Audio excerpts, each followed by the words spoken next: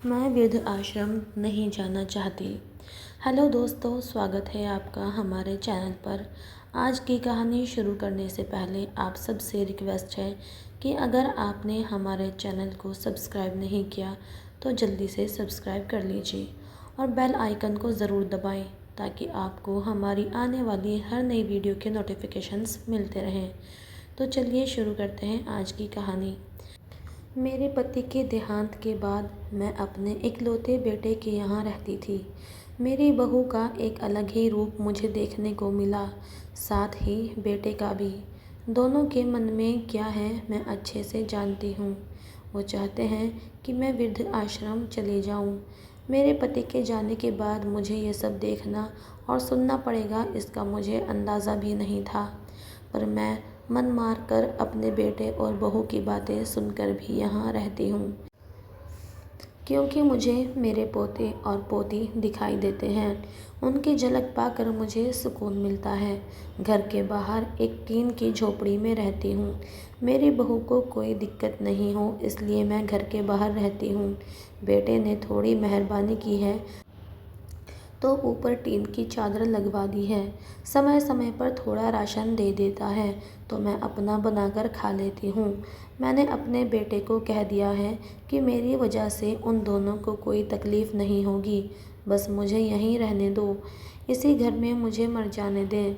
मैं बस यही सोचती हूँ। मैं अपने आप को खुशकिस्मत समझती हूँ कि मेरे बेटे और बहू कम से कम मेरे लिए इतना तो कर रहे हैं।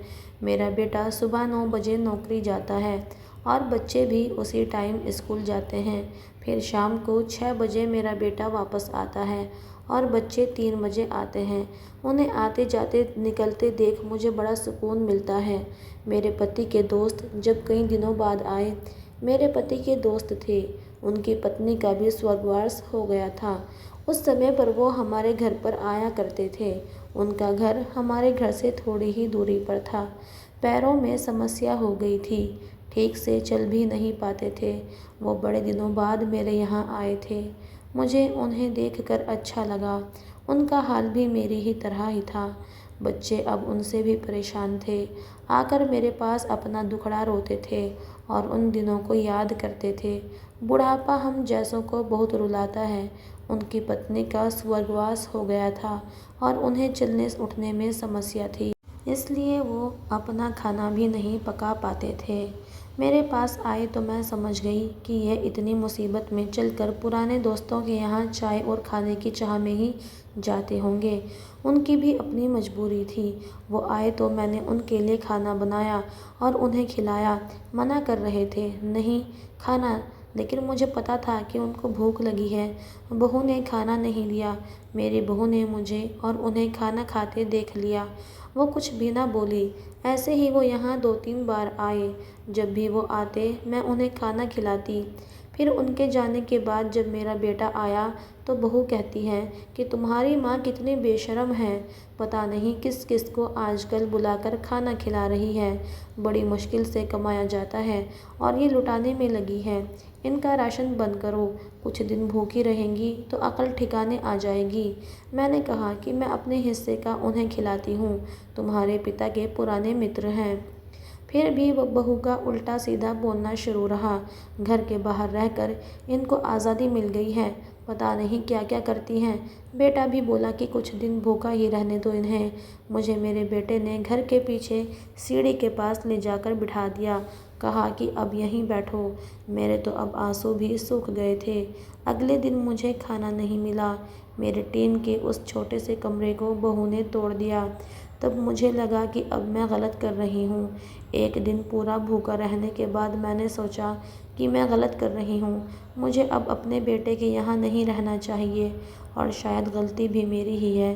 मेरी ही परवरिश में कोई कमी रही होगी, तभी ये परिणाम आया है। अगली सुबह मैंने अपने बेटे को कहा कि मुझे वृद्ध आश्रम छोड़ आ। अब मैं तुम दोनों को ज़्यादा परेशान नहीं करना चाहती। बहू ने कहा कि एक दिन भूखी रही तो अकल ठिकाने आ गई ना। बेटे के चेहरे पर भी अजीब सी खुशी थी। जल्दी से तैयार हो गया मुझे छोड़ने के लिए। बहू कह रही थी कि आज की छुट्टी ले लो, यहीं आसपास मत छोड़ आना, कहीं 3 दिन में वापस ना आ जाए। मैंने अपनी बहू से कहा कि बेटी चिंता मत कर, मैं अब नहीं आऊँगी। मैंने अपने पोता पोती को गले लगाया। मुझे पता था कि अब मिलना नहीं हो पाएगा। बेटे को भी चाहती थी कि एक बार जी भर के गले लगा लूँ, लेकिन वो बोला चलो जल्दी करो। मैंने बहू को कहा कि बेटी अपना ध्यान रखना। मेरा बेटा मुझे छोड़ आया। वहाँ आकर मैंने देखा कि मेरी ही तरह कई हैं। थोड़े दिन उदास रहते हैं, फिर सच को स्वीकार कर लेते हैं। मैं अब यहाँ खुश हूँ, कुछ काम भी करती हूँ। मैं चाहती हूँ कि ऐसा कहूँ कि ऐसा किसी के साथ ना हो, लेकिन ऐसा कब किसके साथ हो जाए कोई बता नहीं सकता।